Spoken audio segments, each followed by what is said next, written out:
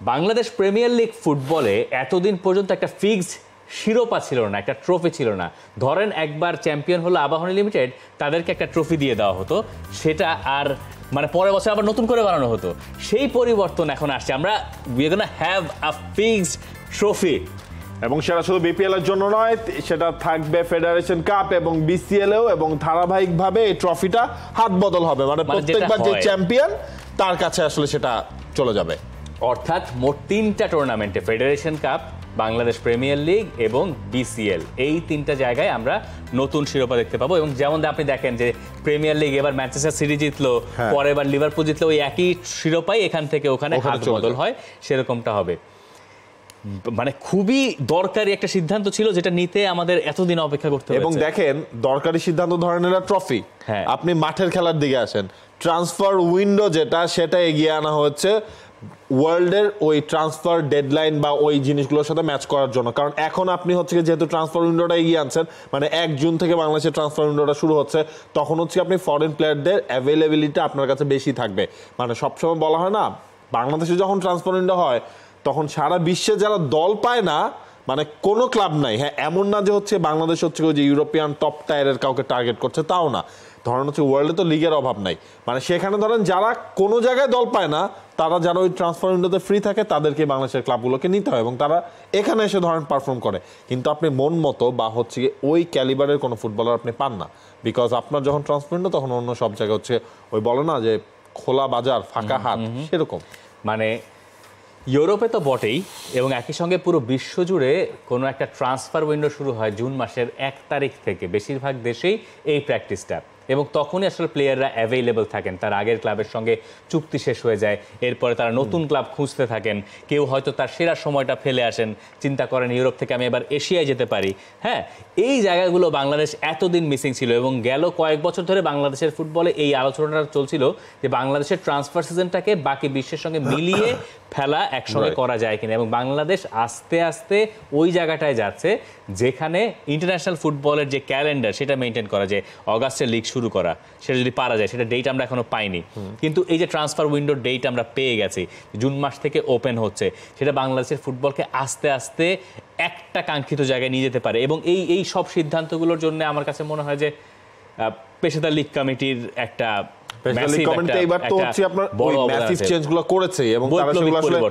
করছে day by day, তারা যেখানে যেখানে ইমপ্রুভমেন্টের জায়গা রয়েছে সেটা করেছে। এমন নয় যে এই পরিবর্তনগুলো রকেট সায়েন্স, এমন নয় যে এই পরিবর্তনগুলো কেউ জানতো না, সদিচ্ছা এবং মানে এটা করে দেখানো, ইমপ্লিমেন্ট করা, যেটা করা দরকার সেটাই করা। এবং এটা করতে যে এমন আহামরি কিছু লাগে না, সেটা আমরা বুঝতে পারলাম। আমাদের এখন কোন মাস চলে? এপ্রিল মাস কেবল শুরু হয়েছে। এখন আমরা জানি যে কবে ট্রান্সফার উইন্ডো শুরু হবে, এবং দেখেন আমি জানি না, আমি কখনো আমার নিজে কখনো এটা হয়নি। এবং হচ্ছে আপনার মানে সবসময় কি হয়, সিজন হচ্ছে কি আপনার আগেরটা শেষ হওয়ার পর 1-2 মাসের ওই মাঝখানে যখন ফাঁকা টাইম, তখন আসলে পার্টিকুলার ডেট জানা যায় ট্রান্সফার উইন্ডো কবে থেকে কবে পর্যন্ত চলে। এর মধ্যে হচ্ছে কি আপনার এবার ওই 1 বছর পর আন্ডার-18 লিগটা ফিরে আসছে, আন্ডার-16 লিগ টুর্নামেন্টটা আসলে করা হবে।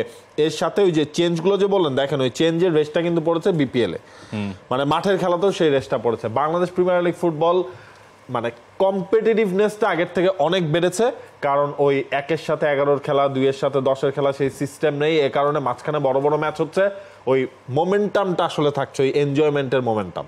এবং বাংলাদেশ প্রিমিয়ার লিগে এইবারও শুক্র এবং শনিবারে ম্যাচ রয়েছে, সব মিলিয়ে 5টা, এবং সেই ম্যাচগুলোই দেখা যাবে যেগুলো টি স্পোর্টসে, যেমন ব্রাদার্স ইউনিয়ন রহমতগঞ্জ, চট্টগ্রাম আবাহনী বসুন্ধরা কিংসের ম্যাচটা আপনারা সরাসরি দেখতে পাবেন টি স্পোর্টস নেটওয়ার্কে। এই ম্যাচগুলো শুক্রবারের খেলা, আবাহনী ফোর্টিজ ম্যাচ শুরু বিকাল 3:15টায়, সবগুলো ম্যাচে।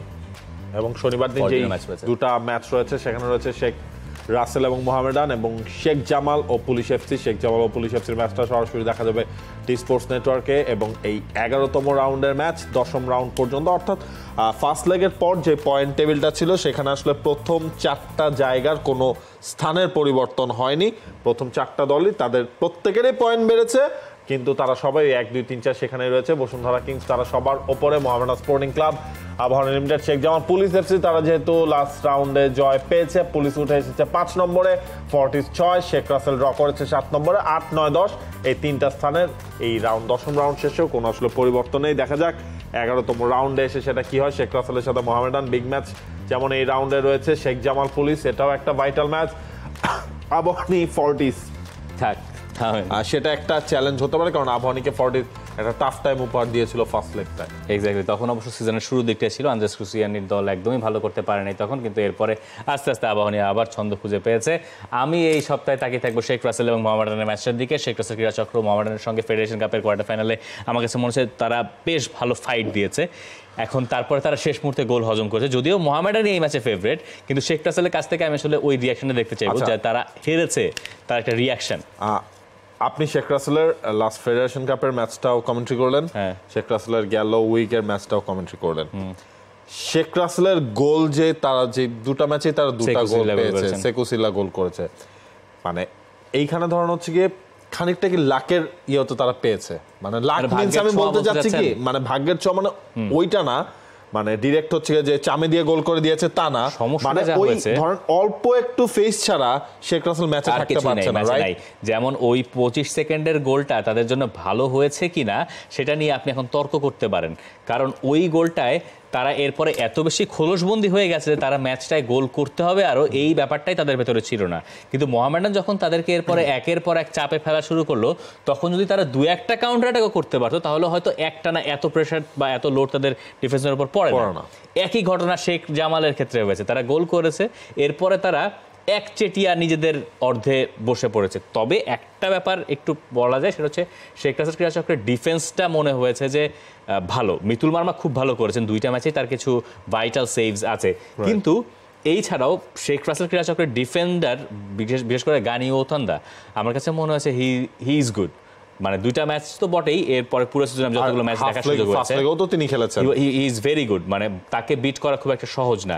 যে গোলগুলো হচ্ছে সেটা আবার যে গোলগুলো তার হজম করছে, একটা তো পেনাল্টি থেকে শেখ জামালের কাছ থেকে, এবং আরেকটা দেখেন যেটা শেষ মুহূর্তে তারা গোল করেছে, মোজাফফরের গোলটা একটা ডিফ্লেকশন ছিল, কিচ্ছু করার নাই, আপনি আনলাকি।